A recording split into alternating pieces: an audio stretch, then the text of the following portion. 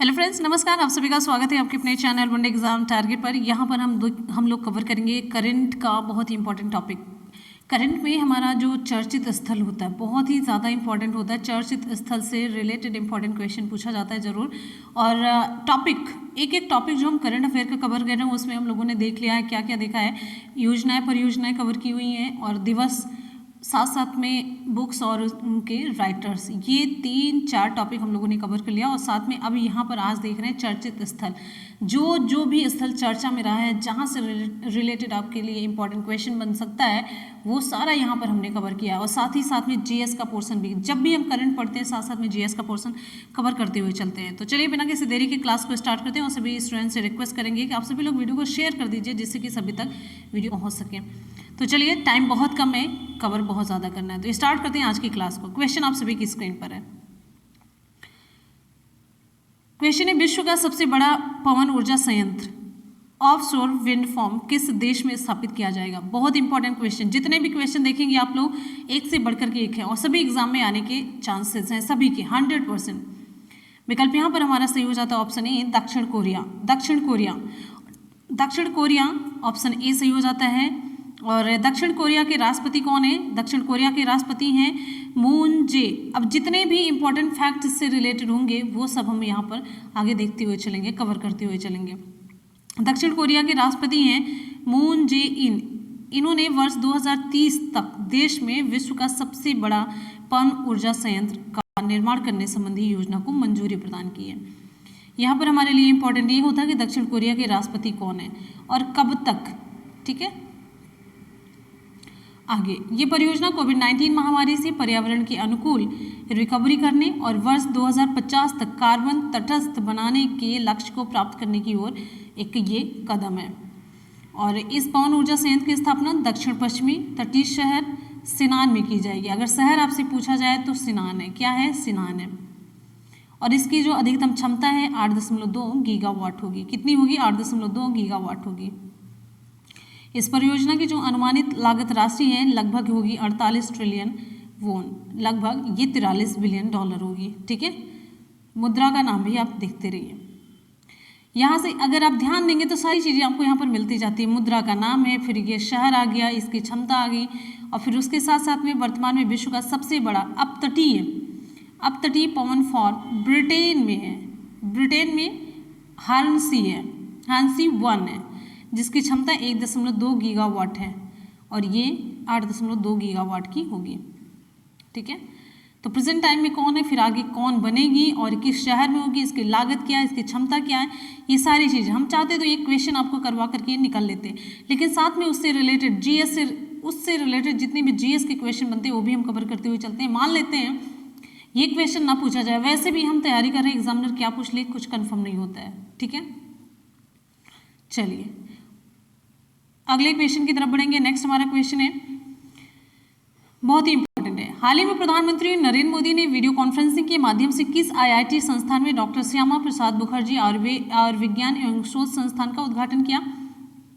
विकल्प यहाँ पर हमारा सही हो जाता है option B, IIT Kharagpur. Option B सही होता है, आईआईटी खड़गपुर। इससे रिलेटेड इंपॉर्टेंट फैक्ट कवर करते हैं। इस स्पेशलिटी अस्पताल की स्थापना शिक्षा मंत्रालय के सहयोग से की जा रही है। कहाँ पर? आईआईटी खड़गपुर में की जा रही है। ठीक है, और यह अस्पताल जीव चिकित्सा, नैदानिक और translational research, remote diagnostic, telemedicine, teleradiology के साथ साथ दवा डिजाइन और वितरण संबंधी शोध पर ये ध्यान केंद्रित करेगा। इतनी सारी चीज़ों पर ये ध्यान केंद्रित करेगा, ये फोकस में रहेगा। अगले क्वेश्चन की तरफ चलते हैं। अगला क्वेश्चन यहाँ पर आपको ये भी साथ साथ में बताते चलते हैं, यहाँ पर बस ये क्वेश्चन इंपॉर्टेंट है और साथ साथ में जो इससे रिलेटेड फैक्ट है उतना इंपॉर्टेंट है, बस जानकारी के लिए बता दिया गया। अगला बहुत important, most important question, most important, आने के भी 100% चांसेस हैं, 100% चांस है कि ये एग्जाम में क्वेश्चन पूछा जाएगा। हाल ही में दर्शक क्षमता की दृष्टि से विश्व के सबसे बड़े क्रिकेट स्टेडियम का उद्घाटन किया गया। इस स्टेडियम का नाम क्या रखा गया? Option A, very good, excellent. इसी तरीके से आप लोग रिप्लाई करते रहिए और हमें भी जब आप लोग की रिप्लाई ना अच्छी आती है, 100% सही वाली आती है, तो हमें भी मोटिवेशन मिलता है, एनर्जी मिलती है। Narendra Modi cricket stadium, option A सही हो जाता है। चलिए, इससे रिलेटेड इंपॉर्टेंट फैक्ट बहुत ज़रूरी है, बहुत ही ज़्यादा। तो 24 फरवरी 2021 को राष्ट्रपति रामनाथ कोविंद ने अहमदाबाद के मोटेरा में, कहाँ पर है, अहमदाबाद शहर के मोटेरा में नवनिर्मित दर्शक क्षमता की दृष्टि से विश्व के सबसे बड़े क्रिकेट स्टेडियम का उद्घाटन किया गया। इस स्टेडियम का नाम क्या रखा गया, Narendra Modi cricket stadium. Stadium कहाँ पर है, अहमदाबाद में। कहाँ पर खोला गया, मोटेरा। ये एक क्वेश्चन इंपॉर्टेंट, दूसरा ये इंपॉर्टेंट, तीसरा इसका नाम ये इंपॉर्टेंट। और साथ ही साथ इस स्टेडियम में कितने लाख दर्शक बैठ सकेंगे, क्योंकि ये दर्शक की क्षमता से बड़ा है ना, तो ये भी जानते रहिए कितने दर्शक बैठ सकेंगे, 1.32 लाख। और इस स्टेडियम में 11 पिच है जो विश्व के किसी अन्य स्टेडियम में नहीं है। ठीक है, चलिए अगला इंपॉर्टेंट पॉइंट इसमें है, यह स्पोर्ट्स एनक्लेव 233 एकड़ भूमि पर निर्मित किया जाएगा। और ये अगला है, उद्घाटन के बाद पहली बार इस स्टेडियम में पिंक गेंद से भारत और इंग्लैंड के बीच तीसरा टेस्ट मैच खेला जा रहा है। तो किसके बीच में, भारत और इंग्लैंड के बीच में तीसरा टेस्ट मैच ये खेला गया। और आपको बताते चलते, इस फील्ड पर, इस मैदान का जो रिकॉर्ड है, कपिल देव ने सर्वाधिक 431 विकेट लेने का जो रिकॉर्ड है, जो रिचर्ड हेडली के रिकॉर्ड को इसी मैदान पर तोड़ा था। यानी कि कपिल देव ने जो रिकॉर्ड अपना बनाया था 431 विकेट का, और किसको पीछे छोड़ते हुए, रिचर्ड हेडली को पीछे छोड़ते हुए ये रिकॉर्ड जो बनाया था इसी मैदान पर बनाया था। सुनील गावस्कर ने 10,000 रन इसी मैदान पर पूरे किए थे। और साथ ही साथ ये भी जानते रहिए, सचिन तेंदुलकर ने वनडे मैचों में 18,000 रन और क्रिकेट कैरियर में अपने 20 वर्ष इसी स्टेडियम में पूरे किए। तो ये इस स्टेडियम में कुछ रिकॉर्ड्स हैं, कुछ इंपॉर्टेंट फैक्ट्स हैं जो कि आपको जानने चाहिए। क्वेश्चन है, हाल ही में स्वच्छ भारत मिशन ग्रामीण के अंतर्गत कितने प्रतिष्ठित आइकॉनिक स्थलों का चयन किया गया। हाल ही में स्वच्छ भारत मिशन ग्रामीण के अंतर्गत कितने प्रतिष्ठित आइकॉनिक स्थलों का चयन किया गया। विकल्प यहाँ पर हमारा सही हो जाता है ऑप्शन डी 12। ऑप्शन डी सही हो जाता है 12। आपको बताते चलते यहाँ पर 25 फरवरी 2021 को जल शक्ति मंत्रालय के पेयजल और स्वच्छता विभाग ने, किस विभाग के द्वारा, ये भी इंपॉर्टेंट क्वेश्चन बनता है, जल शक्ति मंत्रालय के पेयजल और स्वच्छता विभाग ने स्वच्छ भारत मिशन ग्रामीण के अंतर्गत स्वच्छ आइकॉनिक स्थल उपक्रम के चौथे चरण में 12 प्रतिष्ठित आइकॉनिक स्थलों के चयन की घोषणा की। 12 प्रतिष्ठित आइकॉनिक स्थल इस प्रकार से आप यहाँ पर देखेंगे। देखिए, एक सरसरी निगाह से देख लेंगे तो आपसे एग्जाम में एक क्वेश्चन पूछा जाएगा कि जो 12 चयनित स्थल हैं उनमें से मतलब एक कौन सा नहीं है, निम्नलिखित में से कौन सा एक नहीं है। जब आप 12 जानते रहेंगे तभी आप बता पाएंगे। अजंता की गुफाएं कहाँ पर है, महाराष्ट्र में। सांची स्तूप ये कहाँ पर है, मध्य प्रदेश में। कुंभलगढ़ जिला राजस्थान में। जैसलमेर किला राजस्थान में। रामदेवरा जैसलमेर राजस्थान में। गोलकुंडा फोर्ट हैदराबाद तेलंगाना। सूर्य मंदिर कोणार्क उड़ीसा में। Rock garden Chandigarh. डल झील श्रीनगर जम्मू और कश्मीर में। माके बिहारी मंदिर मथुरा ये है उत्तर प्रदेश में। आगरा का किला आगरा ये कहाँ पर है, उत्तर प्रदेश में। कालीघाट मंदिर ये है पश्चिम बंगाल में। तो ये पूरे 12 हो गए। और ये सबसे इंपॉर्टेंट आपका यहाँ पर जीएस का कम से कम 12 क्वेश्चन तैयार होता है कि ये सब कहाँ कहाँ पर हैं। क्लियर है। चलिए अगले क्वेश्चन की तरफ चलते हैं, उससे पहले और भी कुछ इंपॉर्टेंट फैक्ट यहाँ पर कवर कर लेते हैं। इस योजना का उद्देश्य क्या है, इस योजना का लक्ष्य क्या है। इस योजना का लक्ष्य इन स्थलों और उनके आसपास स्वच्छता और सफाई के मानकों में सुधार कर यहाँ पहुँचने वाले घरेलू और विदेशी पर्यटकों को बेहतर सुविधाएं और अनुभव प्रदान करना है। और आपको यहाँ पर बताते चलते हैं, स्वच्छ आइकॉनिक स्थल योजना को स्वच्छ भारत अभियान के अंतर्गत पेयजल और स्वच्छता विभाग यानी कि जल शक्ति मंत्रालय द्वारा वर्ष 2016 में शुरू किया गया। जितने इंपॉर्टेंट फैक्ट और स्टैंडर्ड लेवल की सारी चीज़ें आपको बता रहे हैं ना, ये आपको कहीं नहीं मिलने वाली है और इस पर बहुत ज़्यादा मेहनत की गई होती तब आपको इतने इंपॉर्टेंट फैक्ट मिलते हैं। हमारे कंटेंट में कभी कोई कमी नहीं आ सकती, पूरे चैलेंज और गारंटी के साथ कहते हैं। अगर इससे बढ़िया, इससे बेटर आपको कहीं पर मैटर मिल जाए तो आप बताइएगा। फ्री ऑफ कॉस्ट, एक भी पैसा नहीं लिया जा रहा है, एक भी पैसा नहीं लिया जा रहा, कोई भी यहाँ पर शिक्षा का कोई भी मोल भाव नहीं किया जा रहा है। ठीक है, बस आप लोग वीडियो को शेयर और लाइक करते रहिए, हमारे उत्साह को बढ़ाते रहिए, उत्साहवर्धन करते रहिए, मोटिवेट हमें करते रहिए बस। ठीक है, चलिए अगले क्वेश्चन की तरफ चलते हैं। नेक्स्ट क्वेश्चन है, हाल ही में मध्य प्रदेश सरकार द्वारा किस शहर का नाम बदल करके नर्मदापुरम रखा गया है? हाल ही में मध्य प्रदेश सरकार के द्वारा किस शहर का नाम बदल करके नर्मदापुरम रखा गया? विकल्प यहाँ पर हमारा सही हो जाता है option A Hoshangabad, option A सही होता है होशंगाबाद। ठीक है, तो फरवरी 2021 में मध्य प्रदेश सरकार के द्वारा होशंगाबाद शहर का नाम बदल करके क्या रखा गया है? नर्मदापुरम रख दिया गया। बहुत इंपॉर्टेंट क्वेश्चन है, बहुत इंपॉर्टेंट है। फिर अगला यहाँ पर पॉइंट है, मध्य प्रदेश सरकार द्वारा यह घोषणा नर्मदा जयंती कार्यक्रम के दौरान की गई। किसके दौरान की गई? नर्मदा जयंती कार्यक्रम के दौरान की गई। आगे देखिए, इस शहर का नाम होशंगाबाद के नाम पर रखा गया था, जो कि इस शहर का नाम होशंग रखा गया जो कि एक हमलावर था।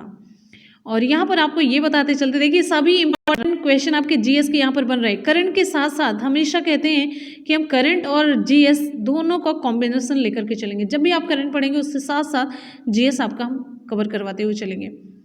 और आपको यहाँ पर बताते चलते हैं, ऐतिहासिक दृष्टिकोण से जो जिला नर्मदा है, ये नर्मदा प्रभाग एवं बरार का हिस्सा था। ठीक है, और यहाँ पर देखिए नर्मदा नदी को मध्य प्रदेश की जीवन रेखा माना जाता है। जीवन रेखा किस नदी को माना जाता है? मध्य प्रदेश की जीवन रेखा किस नदी को माना जाता है? तो उत्तर आपका होगा नर्मदा नदी। नर्मदा भारत की 5वीं सबसे बड़ी नदी है। नर्मदा भारत की 5वीं सबसे बड़ी नदी है। कौन सी है? 5वीं सबसे बड़ी नदी। और इसके किनारे जो बसे शहर हैं उसका नाम है जबलपुर, होशंगाबाद, मंडला, महेश्वर, ओंकारेश्वर, नरसिंहपुर और झाबुआ। बहुत इंपॉर्टेंट, इतने जितने भी क्वेश्चन यहाँ पर आप देख रहे हैं बहुत ही इंपॉर्टेंट है। आगे अगला हमारा क्वेश्चन है, हाल ही में भारत का सबसे बड़ा हॉकी स्टेडियम कहाँ बनाया जा रहा है? हाल ही में भारत का सबसे बड़ा हॉकी स्टेडियम कहाँ बनाया जा रहा है? पटियाला, नई दिल्ली, राउरकेला या चेन्नई? विकल्प कौन सा सही होगा? विकल्प यहाँ पर हमारा कौन सा सही होगा? चलिए ऑप्शन यहाँ पर हमारा सही हो जाता है C, Rourkela. Option C, Rourkela. ठीक है, भारत का सबसे बड़ा हॉकी स्टेडियम राउरकेला में बनाए जा रहे हैं। चलिए इससे रिलेटेड इंपॉर्टेंट फैक्ट कवर करते हैं। ठीक है, अब ओडिशा के मुख्यमंत्री नवीन पटनायक, इन्होंने राउरकेला में भारत के सबसे बड़े हॉकी स्टेडियम की आधारशिला रखी। पहला पॉइंट। दूसरा है, यह नया स्टेडियम बीजू पटनायक प्रौद्योगिकी विश्वविद्यालय के परिसर में स्थित होगा। कहाँ पर? बीजू पटनायक टेक्निकल यूनिवर्सिटी जो है, टेक्नोलॉजिकल यूनिवर्सिटी, इसके परिसर में स्थित होगा। और इस स्टेडियम की जो दर्शक क्षमता है ये 20,000 होगी। कितनी होगी? इस स्टेडियम की दर्शक क्षमता होगी 20,000। इस स्टेडियम का नाम प्रख्यात स्वतंत्रता सेनानी बिरसा मुंडा के नाम पर रखा जाएगा। बिरसा मुंडा के नाम पर। बहुत इंपॉर्टेंट क्वेश्चन, बहुत इंपॉर्टेंट। अगला है, ये स्टेडियम भुवनेश्वर के कलिंगा हॉकी स्टेडियम के साथ संयुक्त रूप से पुरुष हॉकी विश्व कप 2023 की मेजबानी करेगा। मोस्ट इंपॉर्टेंट, ये स्टेडियम भुवनेश्वर के कलिंगा हॉकी स्टेडियम के साथ संयुक्त रूप से पुरुष हॉकी विश्व कप 2023 की मेजबानी करेगा। आगे, वर्ष 2023 में पुरुष हॉकी विश्व कप भारत में प्रस्तावित है। वर्ष 2023 में पुरुष हॉकी विश्व कप भारत में प्रस्तावित है। ठीक है, इतने सारे इंपॉर्टेंट क्वेश्चन साथ साथ में आपके यहाँ पर तैयार होते हैं। अगले प्रश्न की तरफ बढ़ते हैं। नेक्स्ट है, हाल ही में किस राज्य में कोविड-19 योद्धा स्मारक, कोविड-19 वॉरियर मेमोरियल का निर्माण किया गया?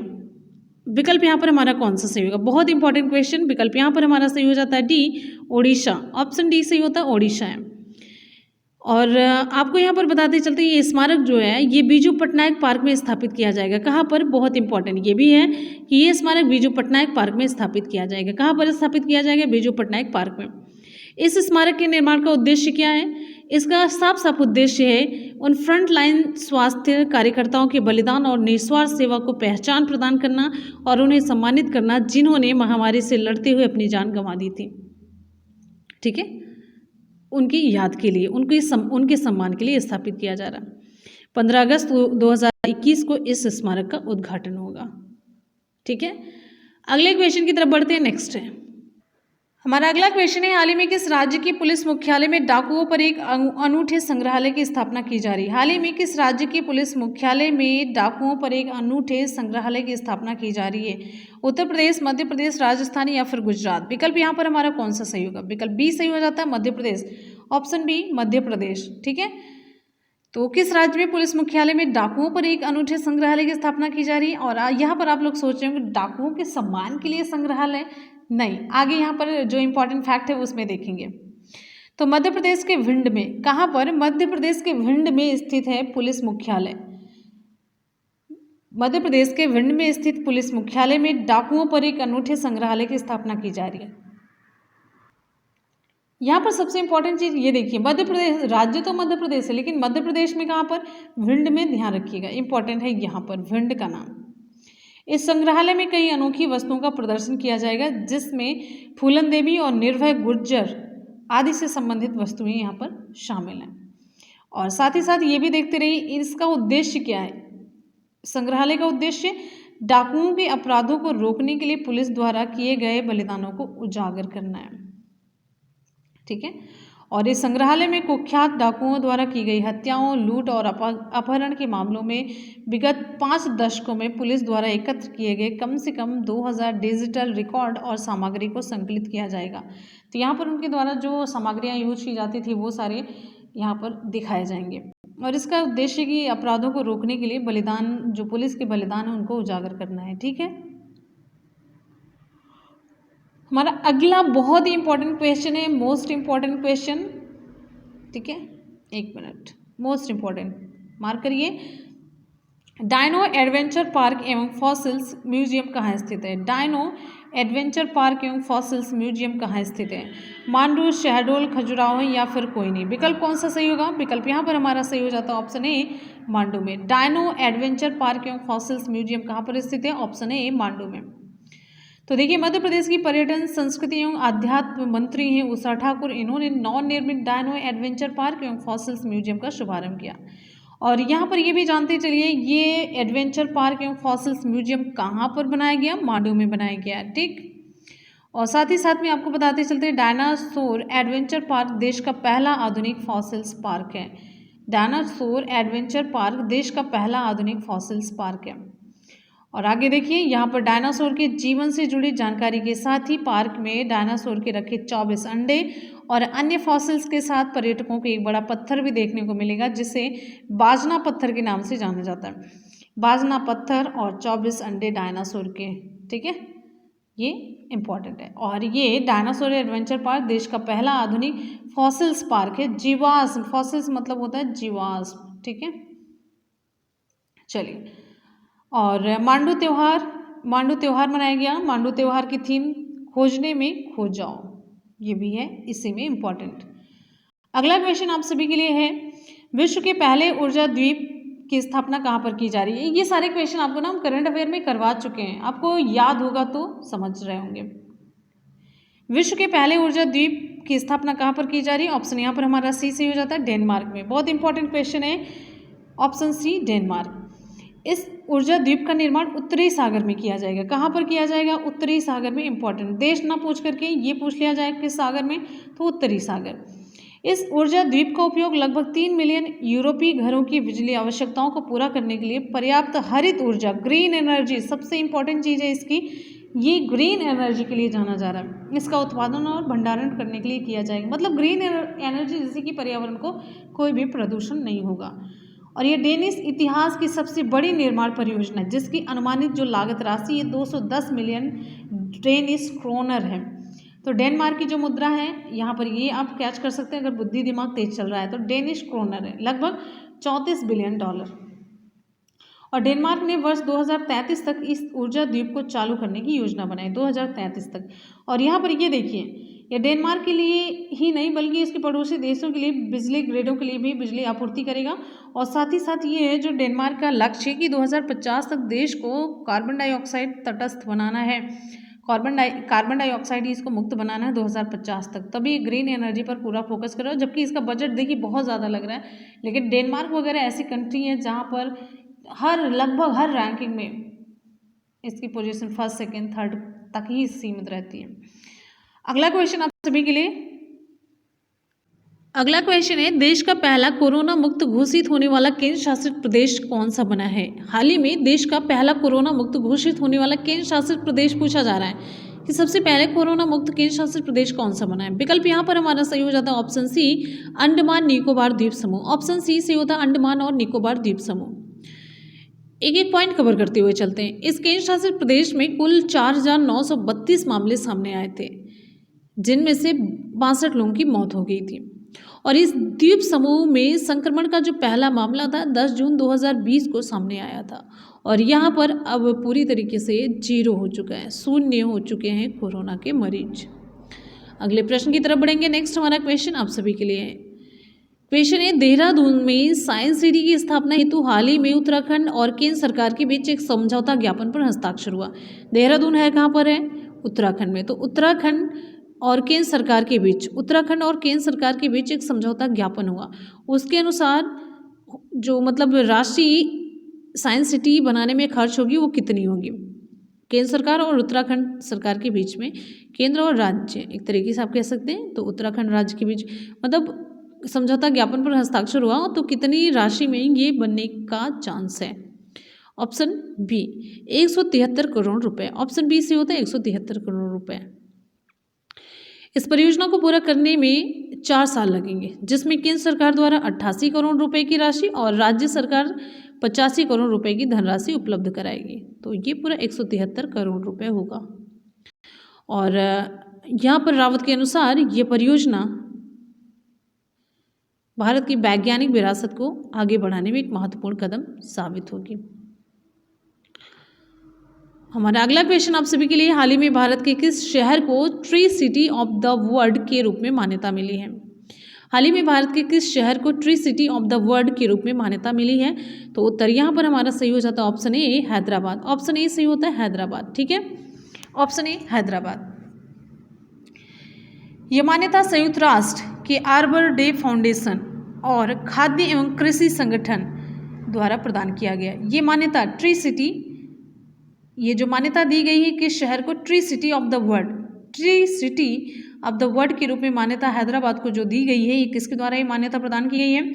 संयुक्त राष्ट्र, यूनाइटेड नेशन के आर्बर डे फाउंडेशन और फूड एंड एग्रीकल्चर ऑर्गेनाइजेशन के द्वारा प्रदान की गई है tree city of the world. ये मान्यता किसको प्रदान की जाती है? ये मान्यता का प्रावधान विशेष रूप से उन शहरों के लिए है जो शहरी वन के विकास और रखरखाव के लिए तथा उसमें योगदान एवं प्रतिबद्धता के लिए तत्पर रहते हैं। ठीक है, और हैदराबाद भारत का पहला और एकमात्र शहर बन गया है जिसे यह मान्यता प्राप्त हुई है। मोस्ट इंपॉर्टेंट क्वेश्चन है। हैदराबाद एक ऐसा शहर है जिसे उसके हरित हरम कार्यक्रम और अर्बन फॉरेस्ट पार्कों के माध्यम से शहरी वानिकी को बढ़ावा देने के लिए चयनित किया गया है। बहुत सारी लाइन बहुत इंपॉर्टेंट है। अगले क्वेश्चन पर चलते हैं। हमारा अगला और भी इंपॉर्टेंट है क्वेश्चन, देश के सबसे ऊंचे मौसम विज्ञान केंद्र की स्थापना कहाँ पर की जा रही है? देश के सबसे ऊंचे मौसम विज्ञान केंद्र की स्थापना कहाँ की जा रही है? उत्तर आपका यहाँ पर सही हो जाता है ऑप्शन ए, लेह में। उत्तर ए सही हो जाता है, लेह में की जा रही है। ठीक है, चलिए यहाँ पर देखते हैं कि एक पॉइंट, केंद्रीय पृथ्वी विज्ञान मंत्री हैं डॉक्टर हर्षवर्धन, इन्होंने वीडियो कॉन्फ्रेंसिंग के माध्यम से लेह में मौसम विज्ञान केंद्र का उद्घाटन किया। कहाँ पर? लेह में। और यहाँ पर आप देखते रहिए 3500 मीटर की ऊंचाई पर स्थित होगा ये मौसम विज्ञान केंद्र, जो कि देश में सबसे ऊंचाई पर स्थित मौसम विज्ञान केंद्र बन जाएगा। ठीक है, तो ये 3500 मीटर की ऊंचाई पर स्थित होगा ये मौसम विज्ञान केंद्र, और ये देश में सबसे ऊंचाई पर स्थित मौसम विज्ञान केंद्र है। अगला पॉइंट यहाँ पर है, इस केंद्र की स्थापना लद्दाख क्षेत्र में मौसम संबंधी कोई भी सूचना अथवा चेतावनी को समय से पूर्व लोगों तक पहुंचाने की प्रणाली को मजबूत करने के उद्देश्य से की गई है। क्या उद्देश्य है? उद्देश्य भी आप लोगों ने देख लिया। अगले क्वेश्चन की तरफ बढ़ेंगे। नेक्स्ट हमारा क्वेश्चन है, हाल ही में अमेरिका ने किस देश को आतंकवाद के एक प्रायोजक देश के रूप में नामित किया है? सारे क्वेश्चन आपको हम करंट अफेयर में करवा चुके हैं। ऑप्शन यहाँ पर हमारा बी से हो जाता है क्यूबा। हाल ही में अमेरिका ने किस देश को आतंकवाद के एक प्रायोजक देश के रूप में नामित किया? तो विकल्प आपका बी से हो जाता है क्यूबा है। अगला क्वेश्चन, उससे पहले एक एक पॉइंट कवर कर लेते हैं थोड़ा सा। अमेरिका ने आरोप लगाया कि क्यूबा बार बार अंतर्राष्ट्रीय आतंकवाद के कृत्यों के लिए समर्थन प्रदान कर रहा है। आतंकवाद के कृत्यों के लिए समर्थन प्रदान कर रहा है, यानी कि आतंकवाद को ये बढ़ावा दे रहा है। आपको यहाँ पर बताते चलते हैं 1908 और 1902 के बीच 1908 और 1902 के बीच पेरिस संधि के अनुसार क्यूबा एक संरक्षित राज्य बन गया था। ठीक है, अब आगे देखेंगे। अगला क्वेश्चन हमारा है, कली वैली वेटलैंड्स किस राज्य में है? कली वैली वेटलैंड्स किस राज्य में है? ये भी चर्चा में था स्थल, तभी यहाँ से क्वेश्चन आपसे पूछ रहे हैं। ऑप्शन यहाँ पर हमारा कौन सा सही होगा? ऑप्शन यहाँ पर हमारा बी सही हो जाता है, तमिलनाडु है। ऑप्शन बी तमिलनाडु है। विल्लुपुरम जिला प्रशासन द्वारा वन्य जीव संरक्षण अधिनियम 1972 के तहत कली वैली वेटलैंड्स को पक्षी अभ्यारण्य घोषित करने की घोषणा की गई है। तमिलनाडु में विल्लुपुरम जिला प्रशासन के द्वारा वन्य जीव संरक्षण अधिनियम 1972 के तहत कली वैली वेटलैंड्स को पक्षी अभ्यारण्य, कली वैली जो वेटलैंड है इसे पक्षी अभ्यारण्य में घोषित करने की घोषणा की गई है। तो ये कली वैली वेटलैंड जो है इसे पक्षी अभ्यारण्य में बदला जाएगा, इसलिए ये चर्चा में था। ठीक है, अब यहाँ पर आगे देखेंगे कली वैली वेटलैंड्स पुलिकट झील के बाद दक्षिण भारत की दूसरी सबसे बड़ी खारे पानी की झील है। इंपॉर्टेंट क्वेश्चन है, जब कभी एकदम से टॉप वाला पूछा जाए फिर उसके बाद से साइड वाला पूछा जाए तो फिर आपको थोड़ी सी प्रॉब्लम हो जाती है क्वेश्चन सॉल्व करने में। अगला यहाँ पर देखेंगे कली वैली झील उप्पुकल्ली क्रीक और इदायनी थिट्टू अभ्यारण्य के माध्यम से बंगाल की खाड़ी से जुड़ी हुई है। ठीक है, यहाँ पर अभी आप ये देखिए, जब आपके एग्जाम में क्वेश्चन पूछा गया था कुछ पक्षियों के निवास से संबंधित था, कुछ मतलब जब वो जैसे कि मतलब ये होता है ना कि सीजन में वो ब्रीडिंग के लिए या फिर इस तरीके से वो अपने स्थान को बदल करके यहाँ पे आते हैं, तो ये पूछा गया था कि ये किस राज्य में आते हैं, तो आपको वो टर्म्स याद ही नहीं रहते। वो हालांकि साइंस का क्वेश्चन था, ये ऐसे ही अभ्यारण्य और इन सबसे रिलेटेड क्वेश्चन था। मुझे एग्जैक्ट क्वेश्चन नहीं याद आ रहा है, तो फिर आपको वर्ड नहीं पता होता है, वो शब्द नहीं पता होता, सुने नहीं रहते हैं, फिर आप कहते हैं ये आउट ऑफ सिलेबस आ गया, ये फिर ये कहाँ से पूछ लिया गया? तो कुछ नहीं पूछा, आउट ऑफ ना सिलेबस पूछा जाता है ना ये क्या पूछ लिया गया, ऐसा भी नहीं होता है, बस आप सुने नहीं होते तो इस वजह से लगता है। ठीक है, तो इस वेटलैंड्स के दक्षिणी भाग को वर्ष 2001 में आरक्षित भूमि घोषित किया गया था। यहाँ पर आगे देखेंगे, अगला है हाल ही में महाराष्ट्र सरकार ने किस चिड़ियाघर का नाम बदल करके बाला साहेब ठाकरे प्राणी उद्यान रख दिया है? महाराष्ट्र सरकार ने किस चिड़ियाघर का नाम बदल करके बाला साहेब ठाकरे प्राणी उद्यान रख दिया है? ऑप्शन यहाँ पर हमारा सही हो जाता है ऑप्शन सी गोरेवाड़ा चिड़ियाघर। इंपॉर्टेंट क्वेश्चन है ये, तो विकल्प यहाँ पर हमारा सी सही हो जाता है। और ये कहाँ पर स्थित है? ये महाराष्ट्र के नागपुर में स्थित है। ठीक है, चलिए, ये चिड़ियाघर लगभग 2000 हेक्टेयर में फैला हुआ है। अगले क्वेश्चन की तरफ बढ़ेंगे। नेक्स्ट हमारा क्वेश्चन आप सभी के लिए है, असम के मुख्यमंत्री सर्बानंद सोनोवाल ने राज्य के पहले हेलीपोर्ट का उद्घाटन किस जिले में किया?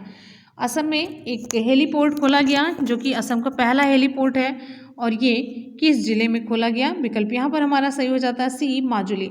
माजुली के नाम से आप लोग बहुत ज़्यादा परिचित हैं। माजुली क्या है, चलिए उसकी तरफ भी आएंगे, पहले ये देख लेते हैं हेलीपोर्ट के बारे में। इस हेलीपोर्ट का निर्माण कितनी लागत से किया गया? 50 लाख रुपए की इस पे लागत राशि लगी है। इस पर एक ही समय में 3 हेलीकॉप्टरों के उतरने की व्यवस्था है। एक ही समय में 3 हेलीकॉप्टर यहाँ पर उतर सकते हैं। माजुली में पर्यटन को बढ़ावा देने के उद्देश्य से इस हेलीपोर्ट का निर्माण किया गया। माजुली में पर्यटन को बढ़ावा देने के लिए। अच्छा, माजुली है कहाँ पर? असम में है। तो माजुली विश्व का सबसे बड़ा नदी द्वीप है, बहुत इंपॉर्टेंट है, मोस्ट इंपॉर्टेंट पॉइंट है। माजुली क्या है? ये विश्व का सबसे बड़ा नदी द्वीप है, नदी के बीच में है, और ये द्वीप ब्रह्मपुत्र नदी के मध्य स्थित है। ये मोस्ट इंपॉर्टेंट है। ये द्वीप किस नदी के मध्य स्थित है? तो ये है ब्रह्मपुत्र नदी के मध्य स्थित है माजुली द्वीप। ठीक है, चलिए अगले क्वेश्चन की तरफ आते हैं। अगला क्वेश्चन आप सभी के लिए। नेक्स्ट हमारा क्वेश्चन है, हाल ही में ज्वालामुखी माउंट मेरापी में विस्फोट प्रारंभ हुआ। ये ज्वालामुखी किस देश में स्थित है? ये ज्वालामुखी किस देश में स्थित है आपको बताना है। इटली है, इंडोनेशिया है, जापान है, चीन है। ये माउंट मेरापी में विस्फोट हुआ था, ये भी चर्चा में है। विकल्प यहाँ पर हमारा बी से हो जाता है, ये है इंडोनेशिया में। आपको इससे रिलेटेड बहुत ही इंपॉर्टेंट फैक्ट बताते चलते हैं जो कि आपके एग्जाम में आता है। देखिए यहाँ पर पॉइंट एक यह ज्वालामुखी लगभग 2900 मीटर की ऊंचाई पर स्थित है। ये ज्वालामुखी 2900 मीटर की ऊंचाई पर स्थित है, यानी कि यहाँ पर ऊंचाई से मतलब लिया जा रहा है इसका। ये देखिए माउंट मेरापी, जो माउंट मेरापी है इंडोनेशिया में स्थित दर्जनों ज्वालामुखियों में से एक है, और विगत कुछ वर्षों से इसमें लगातार विस्फोट हो रहा है। माउंट मेरापी इंडोनेशिया में बहुत सारे ज्वालामुखी हैं। वर्ष 2010 में इस ज्वालामुखी में विस्फोट हुआ था, जिसमें 347 लोगों की मृत्यु हो गई थी। 2010 के बाद ये इस समय विस्फोट हुआ ठीक है, जो कि ये चर्चा में रहा। अब यहाँ पर आपको बताते चलते हैं, सबसे इंपॉर्टेंट पॉइंट है इंडोनेशिया रिंग ऑफ फायर, या फिर आप कहते हैं जिसे प्रशांत महासागरीय मेखला में स्थित है, जिसके कारण यहाँ कई सक्रिय ज्वालामुखी पाए जाते हैं। इंडोनेशिया रिंग ऑफ फायर या प्रशांत महासागरीय मेखला में स्थित है, जिसके कारण यहाँ कई सक्रिय ज्वालामुखी पाए जाते हैं, और यह क्षेत्र भूकंप प्रवण क्षेत्र के अंतर्गत आता है। यहाँ पर भूकंप भी अच्छा खासा आता है। और यहाँ पर आप देखिए, रिंग ऑफ फायर प्रशांत महासागर की चारों ओर एक ऐसा क्षेत्र है जहाँ विवर्तनिक प्लेटें आपस में मिलती हैं। विवर्तनिक प्लेटें मिलती हैं तो यहाँ पर भूकंप भी हमेशा आता रहता है। और इससे पूर्व इंडोनेशिया के जावा द्वीप पर स्थित माउंट सेमरू में भी विस्फोट हुआ था। तो माउंट सेमरू कहाँ है? ये भी है इंडोनेशिया। और ये कहाँ पर स्थित है? इंडोनेशिया के जावा द्वीप पर स्थित है माउंट सेमरू। तो यहाँ पर आपके जीएस के बहुत सारे क्वेश्चन तैयार हो रहे हैं, ठीक है। तो फ्रेंड्स, इसी के साथ ही यहाँ पर आज की ये वीडियो कंप्लीट होती है। आप लोग अपना फीडबैक जरूर दीजिएगा। अगर फीडबैक अच्छा रहा, अगर आप लोग आगे के पार्ट्स इसके चाहते हैं तो मुझे कमेंट सेक्शन में बताएंगे। और चर्चित स्थल जितने भी हैं लगभग हम पीछे से जून से लेकर के अब तक के हम कवर कर लें, ठीक है। तो ये आपके ऊपर है, आप लोग जितना ज़्यादा कमेंट करेंगे, जितनी ज़्यादा आपकी डिमांड रहेगी, उसी के अकॉर्डिंग हम क्लास को ये कंटिन्यू करेंगे। और बहुत ही इंपॉर्टेंट है, करंट अगर आप तैयार कर रहे हैं ना तो ऐसे तैयार करिए। मंथली आप देख ही रहे हैं, डे बाय डे, और लास्ट में जब आप इस तरीके से कवर करेंगे ना, ऐसे ऐसे टॉपिक, जो मतलब ऐसे ऐसे टॉपिक हैं, फिर वो 100% आपकी मेहनत सफल होगी और वहाँ से आपके क्वेश्चन भी पूछे जाएंगे, ठीक है। मतलब चालाकी से मेहनत करना, और लास्ट में आपको हम सारे ऑब्जेक्टिव करवाएंगे। चलते हैं आज के सवाल की तरफ। आज का सवाल आप सभी के लिए हमारा क्वेश्चन है, देश के सबसे ऊंचे मौसम विज्ञान केंद्र की स्थापना कहाँ पर की जा रही है? लेह है, सियाचिन है, मनाली है, कौन सा ऑप्शन सही होगा? आप लोग नीचे कमेंट सेक्शन में फटाफट से बताएंगे। और फ्रेंड्स, जितने भी स्टूडेंट वीडियो को देख रहे हैं, वीडियो को लाइक और दोस्तों में शेयर ज़रूर करेंगे। और आप सभी जो भी रिक्वेस्ट होगी नीचे कमेंट सेक्शन में आप बताएंगे, ठीक है। तो मिलते हैं फिर अगले वीडियो में। और आप सभी को बता दें, यहाँ पे आपका एक दूसरा चैनल जिस पे हम डेली करंट अफेयर कवर करवाते हैं, वनडे एग्जाम्स 2.0, वनडे एग्जाम्स 2.0 है। और आपका एक दूसरा है मुनमुन ब्लॉग्स, जहाँ पर हम थोड़ी सी मोटिवेशनल कुछ क्रिएटिविटी करते हैं, तो वो आप देख सकते हैं, जुड़ सकते हैं मुझसे।